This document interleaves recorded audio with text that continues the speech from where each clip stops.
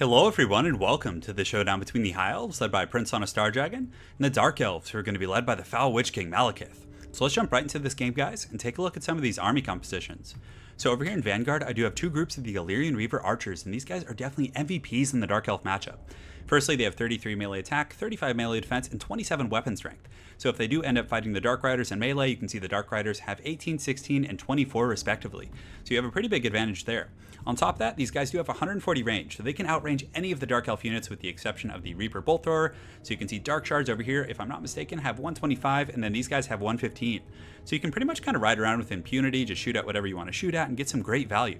And also they do have good enough stats in melee where you can rear charge some Black Ark Corsairs or kill these Dark Shards pretty quickly. On top of that, we do have 3 white lines right here, which are a very solid unit against the Dark Elves. They trade well with the Black Ark Corsairs. They can hold their own against Harganeth Executioners, but really, obviously, they're going to lose in that trade, but still just a very well-rounded unit, and hopefully they'll give me some good AP in the front line to get through these Black Ark Corsairs. On top of that, this is a little bit of a change in strategy from what I usually do with the High Elves, but I definitely like this build quite a bit. So what I do is I get 2 groups of Lothern Sea Guard here and 2 on the far side, and these are the variants with the shields, so if they do end up trading with Dark Shards or Dark Riders with the repeater crossbows, they can do quite well. And if he wants to pressure them with the Dark Riders, they do have anti-large and have 54 melee defense and an anti-large bonus. So these guys are definitely going to be pretty beastly. And if you get a bit of a concave, so I engage with the white lines, I fan these guys up and around on the outside of the battle. So if my opponent wants to close the distance quickly with these guys, he's going to have to use Malekith, he's going to have to use some of his Cold One Dread Knights over here and get a little bit fancy. And none of those engagements are really going to be favorable for my opponent. So on top of that, I got the Star Dragon, the Frostheart Phoenix to support him up in the air, and I actually am trying out High Magic. So with High Magic, I've been, pretty much running into Malekith every single game, so I decided to bring Tempest. So Tempest is very similar to the Warp Storm from the Skaven Lore of Ruin, and it just snares him and locks him in the air, so he's not going to be able to run if I get this off, which is going to be so powerful.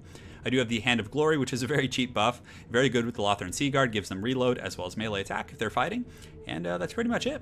For my opponent, he does have Malekith the Witch King, of course, with the Gaze of Malice, Soul Stealer, all that kind of good stuff. Front line of Black Ark Corsairs, which are just such a good unit. I mean, Black Ark Corsairs, they have pretty good armor, so they have some resistance against the missile fire of the Lothern Sea Guard. Granted, without shields, they're really going to get peppered down pretty quick. So that's it for his front line, and this is kind of a build I've been running into a little bit. Not this exact build, but people have been using these a little bit more. The Cold One Dread Knights. So these guys are very good at munching infantry, and against the High Elves, they trade really well with, Swordmasters of Hoeth, White Lions, and they also do pretty well against Dragon Princes because they have really good armor-piercing values. So it looks like he does have 3 of those. He's got some Dark Riders with repeater crossbows, some Cold One Knights up here, which are the anti-large variant, Dark Shards, and that's pretty much it. So without further ado, guys, let's get this show on the road. So you can see over here, my Illyrian Reaver Archers are going to be, skirting around the flanks and just applying some pretty good pressure to these Black Ark Corsairs. And as soon as my opponent gets in a little bit closer, the Lothern Sea Guard are going to start teeing off on these guys. And even though they do have 80 armor, like I said before, it does add up, this kind of density of fire. So he hasn't taken too many casualties yet, but you can see the skirmishing from these Illyrian Reavers over here starting to pick these guys off, which is going to be very valuable. And even if he wants to pressure these Lothern Sea Guard over here, it looks like he's coming in with Cold One Dread Knights, maybe. They're going to be so darn durable, which is great. And I really am starting to like that unit quite a bit. So I do cast the reload skill right here, the Hand of Glory, which is going to make them shoot a little bit faster. And in the main line, you can see the fighting is underway between the Black Ark Corsairs. So I think I missed my charge a little bit on some of them. I think I got it in the middle, but I'm not sure. But this will definitely favor the white lines. The Black Ark Corsairs don't have the best AP values, though they do have an anti-infantry bonus. That's going to help them a little bit. And he just has so much more than me in the front line that it's going to be tough. You can also see that these dinos are going to be charging in. So my front line is going to be pretty heavily compromised by all of these foul lizards over here, these cold ones. And to the Dread Knights Rampage, they actually do. So that's definitely a huge drawback. So up in the air, you can see that Malekith has had the Tempest cast on him, so it does damage, it snares him. It's such a strong ability. I definitely think it's going to be something you'll bring against the Empire, or factions who like to bring, flying units. In the back, you can see my Illyrian Reaver Archers are getting a little bit crazy, kind of just outvaluing these repeater crossbows. And if I do decide to charge into melee, which I'm pretty sure I do in just a moment, it's definitely going to be a good trade for me. So Malekith is still fighting with the Phoenix, and you can see the Phoenix is debuffing his melee attack down to 45. So that's going to make that matchup even better for my Star Dragon. But you can see I am taking some repeater fires. Very well played by my opponent there. On the far side, you can see he did try and get some Corsairs to come intercept my Lothern Sea Guard, but I did use the Hand of Glory, giving them melee attack, so that puts their melee attack up to like 30-something, which makes them very substantial in melee. They're going to keep shooting in here. Unfortunately, my opponent is applying some pretty heavy pressure over here with these Cold One Knights, but the Lothern Sea Guard are pretty determined to kind of shut these guys down, so you can see I used Apotheosis, which is going to heal them, and also I did have Hand of Glory. It was actually on this group right here. And they're going to be able to fend these guys off, no problem. Like, honestly, they could probably beat these Cold One Knights. Maybe. I don't know. It's hard to say. Because they did just take a blast from that Gaze of Malice. But I love how they're, like, surrounded. And they're just, like, shoulder to shoulder with their spears out. That's such a cool-looking thing right there. You can see the Star Dragon in the back, having had his way with Malekith, is going to dive down here and help finish these guys off. You can see these Lothern Seaguard have gotten free, so they're kind of teeing off on some of these Blackheart Corsairs, doing their best to finish those bad boys. And Malekith's definitely on the run right here, so my Dragon's going to come up to meet him in a glorious battle, but the Phoenix is right on his tail there. And, I don't think it slows, if I'm not mistaken. No, it doesn't slow. It just lowers the melee attack. Oh, yes. Oh, yeah. Glorious dragon fight. So we've been waiting a long time for this, so you can see the dragons up in the air fighting and slamming each other into the ground. That is so darn cool. But I am taking a little bit of kind of debuffs here from the Winds of Pain, which is going to lower my melee attack by 44. And it's still at 20 even after all that, which is pretty great. But the Phoenix hits really hard. It has like 360 armor piercing, well, 360 damage with very high AP values. And now this is definitely troublesome for my opponent. His Dread Knights are going to rampage right here, so he's, essentially he is losing control of them. So the Lothern Seaguard are just going to kind of stand shoulder to shoulder and fend off this threat, which is so awesome. Some of my white lines in the back are going to be rallying. Over here on this side, you can see some of these Coldland Dread Knights are also rampaging against the Lothern Seaguard. So the only really good targets for these guys in the battle were the white lines, but I didn't really invest that much in them, so it really kind of, in terms of the army picks, worked out quite well for me. Over here, though, you can see the Lothern Seaguard are breaking to two groups of Blackheart Corsairs, but they still held for quite some time. I'd be interested to see how many kills these guys got, but I think they're actually shattered. Yeah, there's only 2 models left. Yeah, 2 models, and they really held there. Over here, you can see that Malekith is fleeing, so I'm using my Horse Archers, these Illyrian Reaver Archers, to kind of chase him down and make sure that he stays away. He is broken, and he only has 200 HP, so if I really focus fire, I might be able to get him. In the meantime, the Star Dragon is going to be coming back and jumping on these Coldland Dread Knights down here. And still, these Lothern Seaguard, they look just extremely cramped in here, but they're just holding, just doing such a good job. You can see some high magic coming in right here. I'm not sure what I was casting. Oh, it looks like, was it an Apotheosis maybe? Or I think I just wanted to DPS them down, so I used an Arcane Unforging, which does a little bit of damage, but it definitely is a better choice for using that on Malekith. But in the back, you can see his repeater crossbows are, putting up a little bit of a fight, but it looks like he's going to get slapped with army losses here, and that's going to be all she wrote for the Dark Elves. So I definitely like that build quite a bit. It's a little bit unusual. People don't expect it.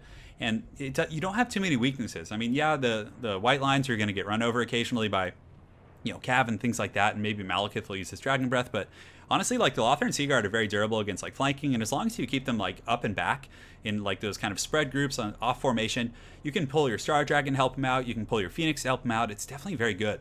As far as high magic goes, I liked it. The Tempest was nice, the Apotheosis gives healing. The Fear isn't as good in this matchup because it also does imbue Fear, which is really cool. So if you're casting that, for example, against Skaven, you have like some Spearmen or some White Lines fighting in a huge horde of like Skaven or Clan Rats, you can actually imbue Fear on your White Lines, which is really going to help you rout off Skaven, who some of them have like a base leadership of like 31 on the Skaven Slaves, if I'm not mistaken. I think it's 31. So yeah, I definitely liked it quite a bit. Illyrian Reaver Archers, just MVPs, and yeah, worked out quite well. I'd love to hear your guys' thoughts on this build, or if you've run into it yourselves. Some similar variant, but these guys are just so durable. The ones with the shields actually have quite a bit more melee defense. I think it's like 7 or 8 more, so they do some pretty good work. So as far as the Blackheart Corsairs, I like them as a frontline troop for the Dark Elves. I think they're one of those units like Plague Monks and Battle Pilgrims for Bretonnia that are essentially just a staple. Like they're for 600, you're getting like 80 armor, you're getting good anti-infantry values, pretty decent melee attack, durable against missile fire. They can trade with fodder units. Like for a fodder unit, I guess in a way they kind of are a fodder unit. They trade very well with other fodder units and can kind of hold their own against elites. I mean, 54 kills in these ones. Granted, they might have been fighting Lothern Seaguard. Not 100% sure. Dark Shards are decent. Like I'm not sure if I'm trying to remember the last time I played the Dark Elf versus High Elf matchup. I usually like to bring Shades, actually. Like, I've been using Shades, not with the Great Opens, even just like the regular Duelist ones. And they have stock. So what you can do with the stock is you can sneak up on your opponent. They're not going to be able to kind of gun you down as you approach. You can you can flank with him, you can run around. They're pretty quick. I think they have good movement speed. But, I need to work that a little bit more. And there are Shades with Great Opens against High Elves, but I don't know how good that would have been in this matchup. I feel like the Lothern Seaguard and these other guys would have been pretty good against them. But Coldland Knights, definitely, I think, a staple. Dragon Princes are pretty popular in the metagame right now. A lot of people are bringing those bad boys, so I definitely think bringing the Coldland Knights is pretty much a staple. Coldland Dread Knights. It's pretty cool, though. I like seeing my opponent using these guys. And I have a feeling it's because a lot of High Elf players are using the Dragon Prince, using a lot of Dragon Princes. Like, I've been sent a few replays from the community of people using like 3 or 4 Dragon Princes, which is very overwhelming if you don't have like heavy AP. Granted, the Coldland Knights trade well with that, but the Coldland Dread Knights are going to be able to trade even better with infantry, and on top of that, hold their own against Dragon Princes. So it's definitely a very well-rounded pick right here. And repeater crossbows, I definitely think they're one of the staples of the Dark Elves. They're really good. I mean, they allow you to pressure the Prince very well, but the Illyrian Reaver Archers were able to just chase those guys down and just apply some serious harassment and serious pressure on those guys. So ultimately, I think the Illyrian Reavers are so good. I mean, I'm trying to think of a matchup in which I don't like them. I mean, I'm not a huge fan of them in the Dino matchup, but even still, they're not bad. I mean, they can shoot Saurus Warriors, they can kind of ride down the Skinks and actually like be able to beat them in melee. And that's the thing with Skinks, it's like the Skink, or not the cohorts, but the Chameleon Skinks. Those guys have really good like combat stats in melee for like a skirmisher type unit. So a lot of times, even if you catch them, they're gonna like troll you. But I feel like these guys would, you know, do okay against them. I don't know, hard to say. They would take a lot of damage from the poison darts, but. Anyways, hopefully you guys enjoyed that battle. My apologies for the long-winded breakdown here. Hopefully you guys enjoyed that. And guys, I got a lot more content coming soon.